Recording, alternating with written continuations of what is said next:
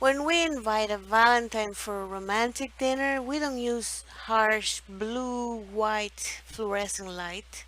We use candlelight. That's a warm feeling. When we are creating the image of a CEO and he's going to choose a tie, we don't recommend a harsh yellow tie. We recommend a blue or black tie.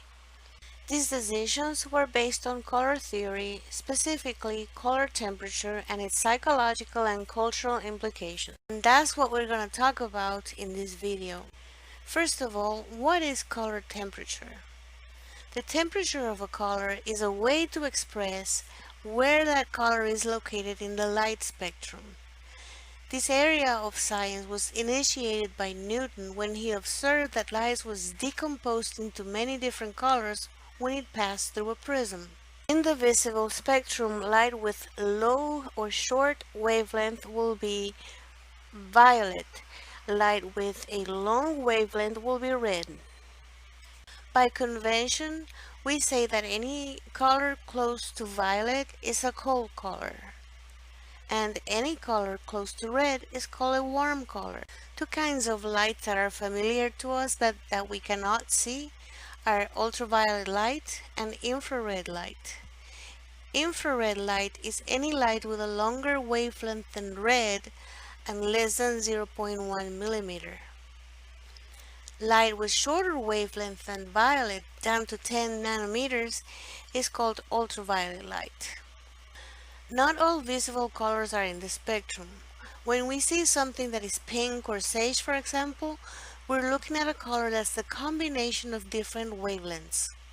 But we have to remember that when we talk cool or warm, it's all relative. And while blue is considered a cool color, there are shades of blue and some may be cooler than others. And while red is a warm color, there are warm and cool shades of red. A warm blue will be that blue that is closer to red in the spectrum than the cooler blue. The warmer red will also be closer to red than the cooler red. Understanding these concepts is important in fine art, photography, cinematography, interior design, science, and business, among other things. Color also plays with psychology and culture in conveying or evoking things such as mood, symbols, productivity, creativity, and social status. Warm colors evoke power, passion, love, appetite, comfort, instinct, cheerfulness, happiness, and in excess, aggression and irritation. Cool colors evoke loyalty, authority, calm, the sublime, reliability, rationality, intelligence, and when they are used excessively, they may help to create a sad or desolated environment. Easy example, emojis. The happy ones are yellow, the angry ones are red, and the sad ones are blue. In addition to carrying the above meanings, colors have other roles in fine art. The wise use of color helps the painter to create shapes, to instill atmosphere and mood into the paintings, and from a more practical standpoint, to create a focal point and to avoid or create, if that's what you want, a chalky look.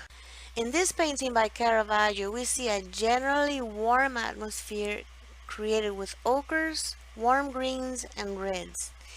Jesus, dressed in red and white, has the most saturated colors, the reddest red, and the light falls most strongly on him. With these tricks, Caravaggio has created a brotherly, comfortable, warm environment in which Jesus meets with his apostles. And he has made Jesus the focal point of the painting by using the light and most saturated colors on him. The colors red and white symbolize purity, power, and royalty because he is the king. This is not only a genius painting that shows the mastery of color by Caravaggio, but it also serves to fulfill the religious purpose of the painting since Caravaggio painted mostly for the powerful clergy of his times. This other example is a painting by Vermeer, The Woman with the Red Hat. we see that the painter made a point that those two things, the woman and the hat, were the focal point. Her face and the hat received the most light and have the warmest and most saturated colors of the painting. Yet, let's look at her mouth, for example, to see how Vermeer used the concepts of warm and cool colors to create shape. In this detail of the woman's mouth, I have labeled the areas of warm and cool colors for you. By using the warm and cool versions of red and related colors, he has shaped the mouth even before he painted the highlights. And notice the warm colors and the stronger light on the cheek to the right of the painting as compared to the less saturated and cooler colors and darker light on the left side of the painting.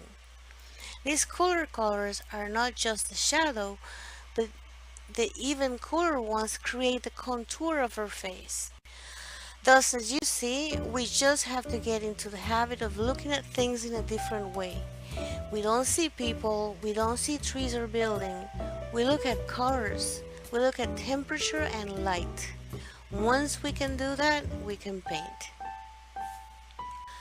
Thank you so much for watching this video. Please don't forget to subscribe since I will be doing other videos about art and specifically about color theory and color temperature and how to use it to create mood, atmosphere, and shape with your paintings. I will see you in the next video. Until then, please leave a comment and I'll see you later. Bye bye. Bye bye bye bye.